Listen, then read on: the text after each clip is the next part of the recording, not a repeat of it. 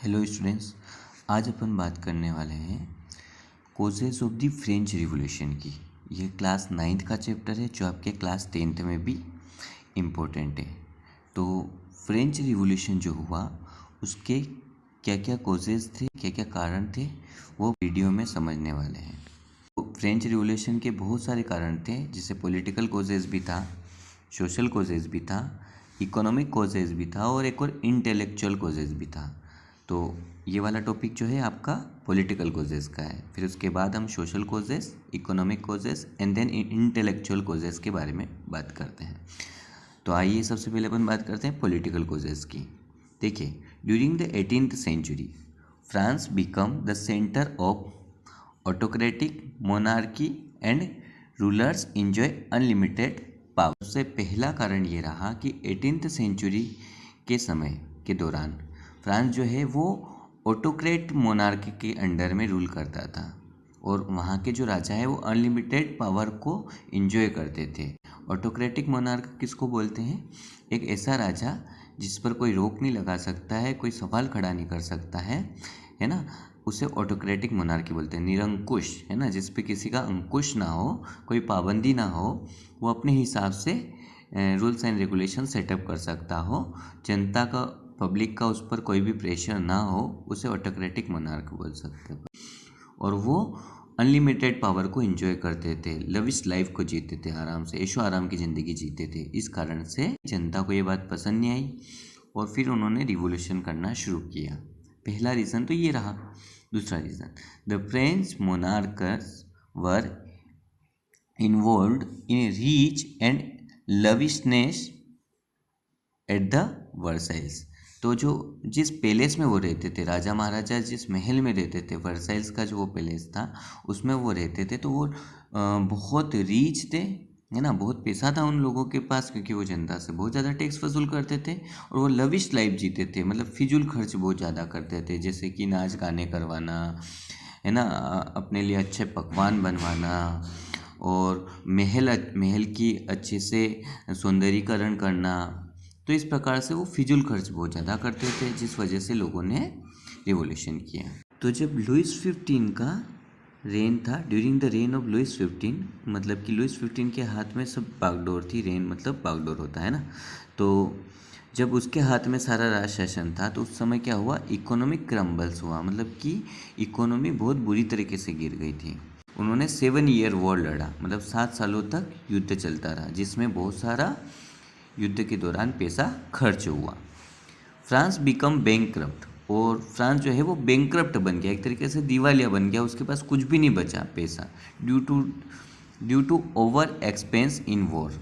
इस वॉर में बहुत ज़्यादा खर्च करने की वजह से वो बैंकक्रप्ट बन गया, है ना, और लग्जरी लाइफ जीने के लिए की वजह से भी ये सब कुछ पॉसिबल हो पाया। When Louis 16 came into the throne, जब लुइस 16 ने राज शासन संभाला तो द एम्पेरर वॉज एम्प्टी, जो खजाना था वो पूरी तरीके से खाली था। तो the autocratic monarchy, poor administration and expensive expenditure created to political causes. तो ये जो ऑटोक्रेट मोनार्च था, मतलब तानाशाह वाला शासन करना, है ना, निरंकुश जो राजशाही शासन था, एक पुअर एडमिनिस्ट्रेशन, मतलब उनकी शासन व्यवस्था बिल्कुल भी अच्छी नहीं थी, और एक्सपेंसिव एक्सपेंडिचर, बहुत ज़्यादा खर्चा करना, है ना, बहुत एक्सपेंसिव खर्चा करना, ये सब पॉलिटिकल कोजेस, इन सब चीज़ों ने पॉलिटिकल कोजेस क्रिएट किया, है ना, इस फ्रेंच रिवॉल्यूशन की वजह का। तो ये फ्रेंच रिवॉल्यूशन जो हुआ ये पॉलिटिकल कोजेस की वजह से हुआ, और ये पॉलिटिकल कोजेस क्या क्या था?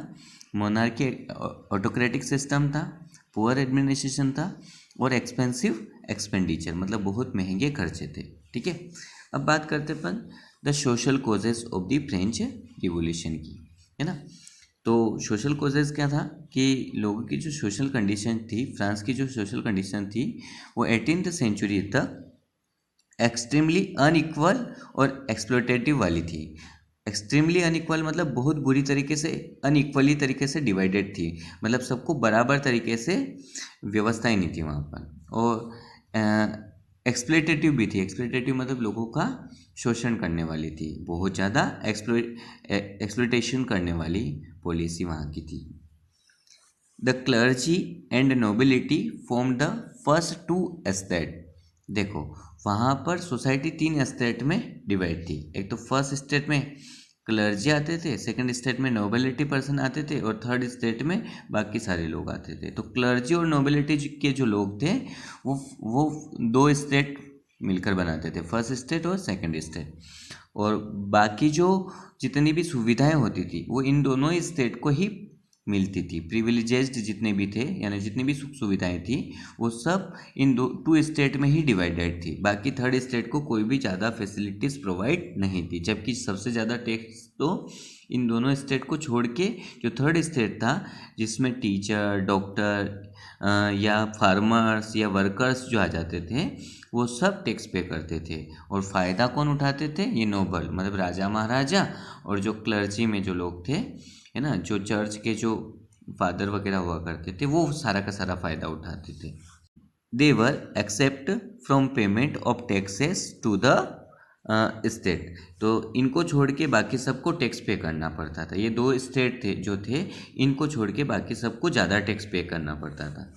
The third state that consisted of pheasant and worker. Third state जो है वो किसानों से और वर्कर्स से मिलके बना हुआ था, है ना। Form the majority of the population, और ये पॉपुलेशन की सबसे ज़्यादा मेजोरिटी में भी थे, लेकिन इनसे सबसे ज़्यादा टैक्स वसूला जाता था, इन पर बहुत ज़्यादा टैक्स इम्पोज किया जाता था। तो ये तो गलत बात हो गई थी ना।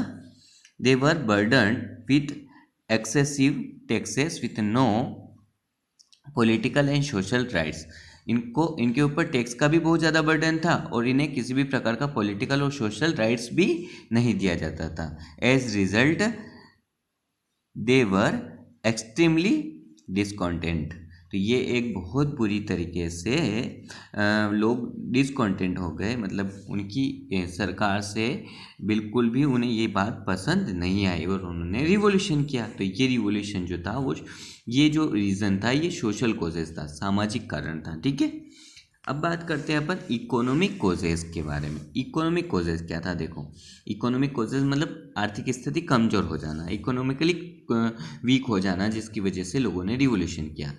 As a result of numerous war, अलग इतने सारे वॉर लड़ने की वजह से, the state coffers were empty, यानी कि कोफर्स मतलब यहाँ पे ट्रेजरी भी बोल सकते हैं, खजाना भी बोल सकते हैं ना। तो कोफर जो है वो उनका खजाना जो है वो खाली हो गया बुरी तरीके से, क्योंकि सारा का सारा पैसा तो उन्होंने वॉर में झोंक दिया, सारा का सारा पैसा तो उन्होंने वॉर में लगा दिया। Due to the faulty system, इस फॉल्टी सिस्टम की वजह से टैक्सेशन जो है वो बहुत ज़्यादा बढ़ाए गए। जो प्रिविलेजेस थी, सुख सुविधाएँ थी, वो सब राजा महाराजाओं ने ली। थर्ड स्टेट के लोगों को बहुत ज़्यादा से ज़्यादा बर्डन झेलना पड़ रहा था। Leading life of extremely poverty, तो लोगों की लाइफ बहुत ज़्यादा गरीबी की हालत में चली गई। Even wide spread of hunger, भूखमरी बहुत ज़्यादा फैल गई, जिस वजह से लोगों ने रिवॉल्यूशन किया, है ना। तो ये था economic causes.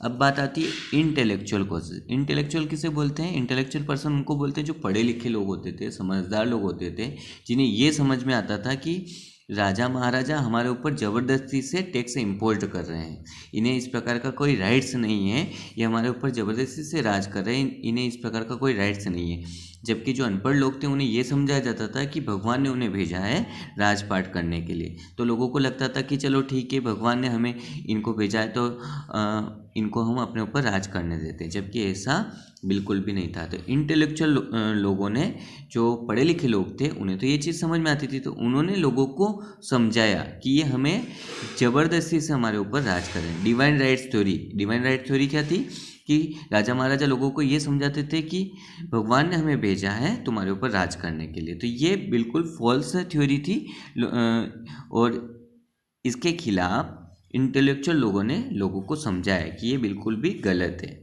Philosophers rejected the power of absolute monarchy. तो ये एब्सोल्यूट मोनार्की जो हमारे ऊपर पावर करके रखते थे, राजपाट करके रखते थे, इन्होंने इस थ्योरी को पूरी तरीके से रिजेक्ट किया। फिलोसोफर्स ने इस थ्योरी को पूरी तरीके से रिजेक्ट किया, तो लोगों को धीरे धीरे समझ में आने लगा। वर्ल्ड पॉलिटिकल सिस्टम के अंदर जो फॉल्ट थे, इसको समझाने में बहुत इंपॉर्टेंट रोल प्ले किया कि इन्होंने इंटेलेक्चुअल पर्सन्स ने। तो ये इंटेलेक्चुअल कॉजेस था जिसकी वजह से रिवॉल्यूशंस हुआ। ठीक है। आई होप ये फ्रेंच रिवॉल्यूशन के कोजेज आपको बहुत अच्छे से समझ में आ गए होंगे। Thank you so much.